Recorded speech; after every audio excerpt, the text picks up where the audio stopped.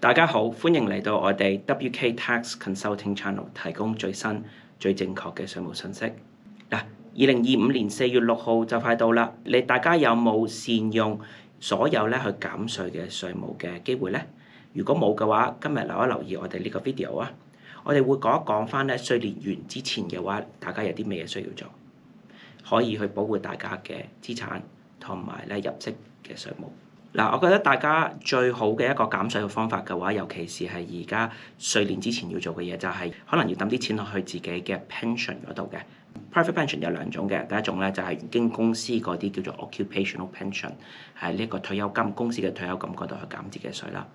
如果另一種嘅話就係叫做自己個人嘅退休金嘅，叫做 SIPP 嘅。大家呢個SIPP 嘅話係逐年嚟計嘅，咁所以我覺得如果係抌得太多自己嘅公司嗰個嘅 pension 入邊睇一睇用唔用嗰個嘅 private pension 嗰度 SIPP 嗰度去減低自己稅務啦。SIPP 嘅話就係如果你抌錢落去嘅話咁嗰個 pension company會增大20%嘅。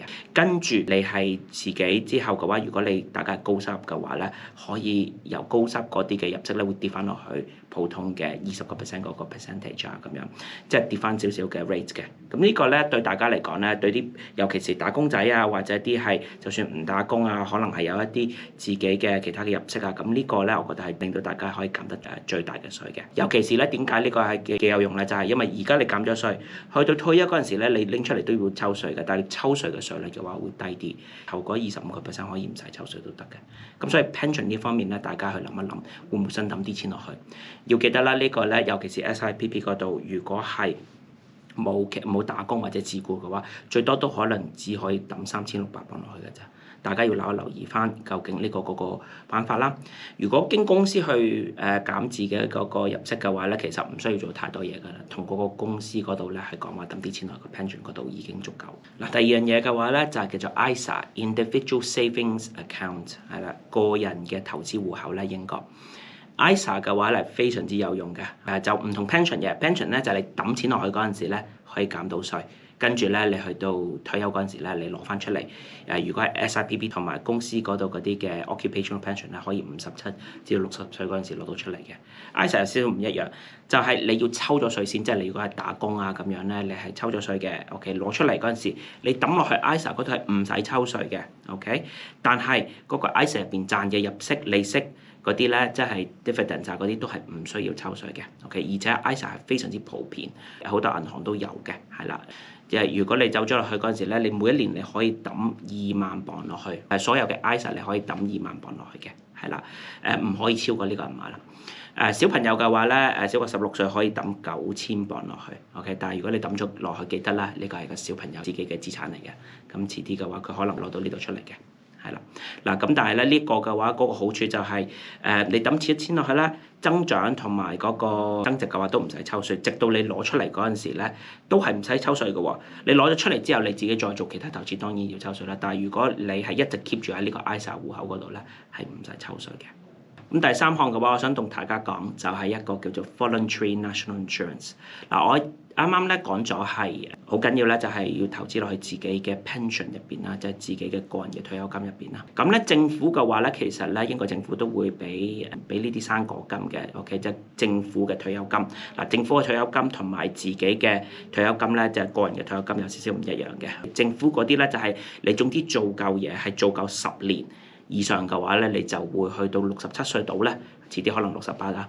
咁你就會係可以攞嗰個政府嘅退休金出嚟㗎啦。咁政府嘅退休金嘅話啱啱所講咗你要做夠10年啦。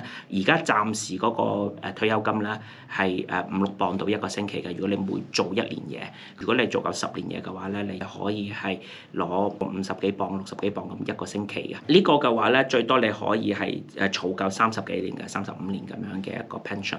咁你去到退休嗰陣時，即係68歲你可以裝翻啲錢出嚟啊。政府會每年咁俾錢俾你㗎。咁點解我哋而家喺呢度而家會提翻就係因為喺稅年完咗之前嘅話你可以去補翻之前嘅6年嘅時間你係如果係冇做嘢或者係做咗嘢但係唔做夠全年嘅嘢嘅話，你可能要補翻少少嘅話，你可以 go back to 之前嗰6年嘅。喺稅年完咗之前嘅話，仲有少少特別嘅，就係而家可以 go back to 差唔多成15年、16年咁樣嘅，去到差唔多2006年度，你可以 go back to 咁多年嘅去補翻嗰啲年數，但係你要係英國會有個 NI number 嗰陣時，你先可以補翻嗰幾年嘅。OK， 要記得有一樣嘢就係，如果你係一直都係冇 NI number 嘅話，你係唔可以 accrue 呢一個年份叫 qualifying year 嘅。嗱咁咧，我知道大家好多香港人咧新移民過嚟嘅話，唔係好多個咧真係咁耐以嚟都有個 NI number， 可能係過咗嚟英國先有個 NI number。咁所以咧，你話 go back 咗咁多年嘅話咧，即係去到咁多年以前嘅話，唔係對大家好多呢個影響。但係咧都可以諗一諗，會唔會想 go back 咗之前去到過嚟英國嗰年啊，咁樣去補翻嗰啲年份，去到去退休嗰陣時可以攞翻呢一個嘅政府嘅退休金咯。但係記得啦，要去到退休嗰陣時，你係要儲夠10年嘅，你係咁所以要小心，你係咪真係要可以儲夠到10年咯？如果係太接近一個退休年齡嘅話，可能係補唔到嗰啲年份。好多謝大家收聽我哋今日嘅英國嘅稅務信息嚟嘅。我哋今日嗰個 topic 咧，好希望大家諗一諗，究竟有冇咁嘅需要去review 自己嗰個嘅稅務啦。如果需要咧，我哋去睇一睇大家嘅稅務嘅。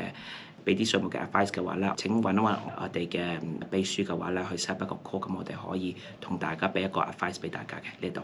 係啦，如果中意我呢個 video 嘅話，請 like and subscribe 啦。咁下次見，拜拜。